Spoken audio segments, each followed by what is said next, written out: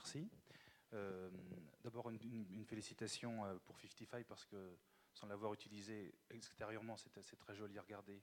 Et je pense que la data, un des enjeux, c'est effectivement de la rendre attractive à regarder pour que lorsqu'on est dans un comité de direction, les gens vous écoutent pas seulement poliment, mais participent réellement à la réflexion autour des chiffres qui sont sortis.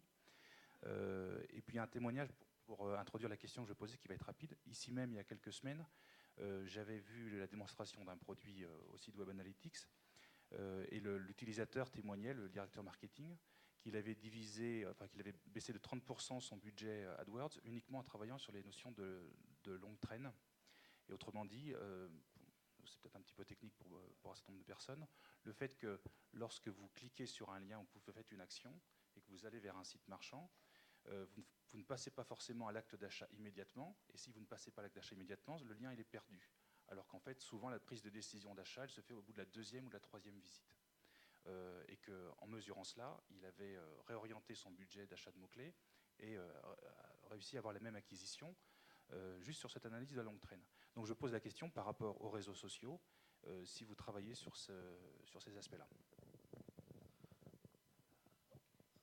Alors ma réponse va être un petit peu vague, mais il n'y a pas de raison enfin, comme je disais tout à l'heure, on travaille avec 4 ou 5 clients sur ces problématiques-là de tracking des interactions, enfin de faire le lien entre les réseaux sociaux et ce qui se passe sur le site. Comme on fait ce genre d'activité sur du tracking plus classique, c'est-à-dire la mesure en fait multi-touch point, hein, c'est un peu ça que j'ai compris. Donc la mesure en fait dédupliquée de chaque canal d'acquisition, enfin de chaque visite à travers chaque canal d'acquisition pour attribuer à chaque canal en fait son vrai ROI par rapport à des KPI qu'on définit. En principe, on arrivera vers ça. Voilà, on arrivera vers ça, mais c'est vrai que voilà, on est pour l'instant dans de l'expérimentation parce que on est sur les premières tentatives d'analyser ça. Mais si on récolte les données de la même façon qu'on les récolte sur les sites, on y arrivera de manière très intelligente. Effectivement, un des enjeux, une fois qu'on sait ce qui se passe sur le site, c'est d'aller bien comprendre ce qui se passe sur les canaux d'acquisition et effectivement de pouvoir réorienter son mix média de manière intelligente en fonction de résultats qu'on peut mesurer. J'aurais tendance, nous on a un outil qui fait ce genre de truc sur 5 sources, et vous le trouvez aussi chez des gros du marché qui font, ça s'appelle la rémanence des sources chez Omniture, ça porte plein de noms, il y a quelques outils du marché qui commencent à faire ça, avec des taux d'erreur qui sont divers et variés en fonction des contextes. Je pense que le réseau social, c'est un bout de la chaîne, l'autre côté c'est le monde physique, et dans les deux, on a le même problème, c'est que comme il y a de la rupture de chaîne, on va aller de plus en plus vers des mesures qui vont nous donner du multi-touch, comme tu dis, du multi-point de contact, non seulement avec le social media, et avec l'Internet, mais aussi avec le mobile, et aussi, surtout, avec le monde physique. Et on va avoir des trous dans la raquette de partout. Alors, la seule solution, d'ailleurs, Google est un des gros acteurs de la réflexion là-dessus, c'est d'essayer de réfléchir à des modèles économétriques. Quand on n'a vraiment pas de lien, et quand il n'y a pas moyen de récupérer un lien, le travail remarquable que font les gens chez Math, c'est un travail qui est basé sur le fait de récupérer des liens de bout en bout, tant qu'à faire. Nous, c'est ce qu'on fait aussi sur nos outils, mais fondamentalement, en ce qui nous concerne, en tout cas, c'est un faux bout en bout, parce que si le mec finit en magasin, si c'est une chaîne de franchisés, par exemple, jamais un franchisé, enfin, ils vont mettre beaucoup de temps à accepter qu'on aille implanter un dispositif de mesure, quel qu'il soit, chez eux, que ce soit un déclaratif, que ce soit les caisses enregistreuses, sauf les gens qui ont des cartes de feed et qui vont accepter, et c'est pas gagné, de brancher le CRM sur le type de mesure qu'on peut faire. C'est epsilon DK, mais un franchisé, il n'a aucun intérêt à ce qu'on puisse se rendre compte que du budget pub, que ce soit Internet, télé, n'importe quoi, qui a été injecté en centrale, à rapporter des ventes en local, parce que ça veut dire que l'année prochaine, les managements de fees qu'on va lui demander, les redevances qu'on va lui demander vont être plus importantes. Donc par exemple, dans des réseaux de franchisés, les mecs freinent des cas de fer pour avoir ce genre de mesures de bout en bout.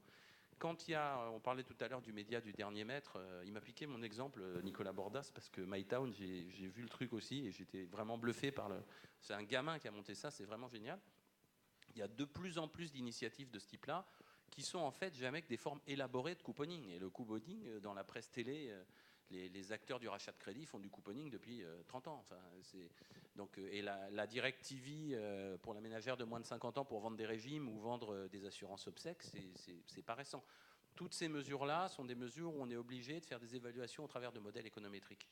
Et les deux vecteurs aujourd'hui de mesure les plus intéressants là-dessus, c'est les modèles économétriques qui sont liés à la géolocalisation des acteurs et les modèles économétriques tout bêtes qui sont j'ai fait une énorme campagne et je regarde si j'ai gagné 0,1 point de référencement, ce qui n'est pas très loin de référencement dans les magasins, hein, dans les linéaires des magasins, 0,1% des ventes. En fonction de ça. Il n'y a pas de martingale aujourd'hui. Ce qui est certain, c'est qu'effectivement, si vous identifiez qu'un canal contribue à un autre canal pour 25% des ventes, parce qu'en fait, ça a été la personne, avant de s'acheter un voyage en Tunisie, il a d'abord tapé vacances Tunisie, et ensuite, il est allé taper, je ne sais pas moi, Thomas Cook, parce qu'il s'est rendu compte que c'est celui qui avait le rapport qualité-prix le plus intéressant, ou Promo Vacances, parce qu'il cherchait un low coster.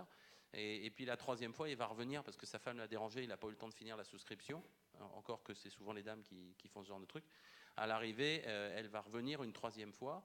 La contribution du premier canal, qui était peut-être une bannière du voyagiste qui a été vue 4 mois avant, cette contribution-là, si on arrive à la mesurer réellement, ce qui sous-entend que c'est dans un timing qui est lié à un cookie, en général 30 jours, si on arrive à mesurer ça réellement, on va être capable de dire que si mon budget référencement payant, mon budget achat lien sponsorisé, s'il y a 18% des ventes qui viennent de ça, peut-être que aussi, sur ce qui touche à la marque, il influe sur 14% des ventes d'un autre média.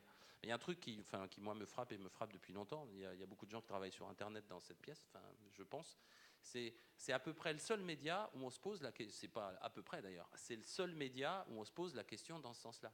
Moi, j'ai fait du marketing du monde physique pendant 15 ans et on ne se posait pas la question quand on faisait une campagne télé de savoir si le spot du prime time de TF1, il avait vraiment...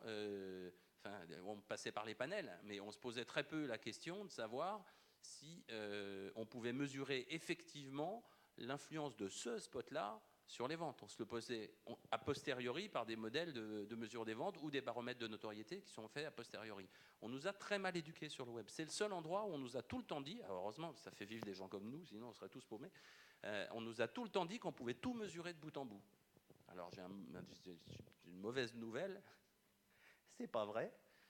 On peut mesurer un certain nombre de choses, mais pas tout. Et l'idéal, c'est d'arriver à combler le maximum de trous dans la raquette. Sur les médias sociaux en particulier, je pense qu'il y a un truc qu'a très bien exprimé Arthur tout à l'heure, c'est des opérations comme le truc Oasis ou comme les bébés, vous savez, les bébés Evian. Les bébés Evian qui dansent, là, ils ont fait danser 98 bébés, Danone, 98, je crois qu'il y en avait. Ils ont fait 14 millions de vues des vidéos en question en 24 heures. Alors, en tous les pays, hein, mais ils ont fait 14 millions de vues en 24 heures. Sur un truc comme ça, savoir, et dans le monde entier, savoir l'influence immédiate que ça a sur le nombre de litres, d'ailleurs, ils n'ont pas vraiment essayé. Hein. Ils ont donné des trucs, des chiffres, mais ils n'ont pas essayé. C'est juste pas possible.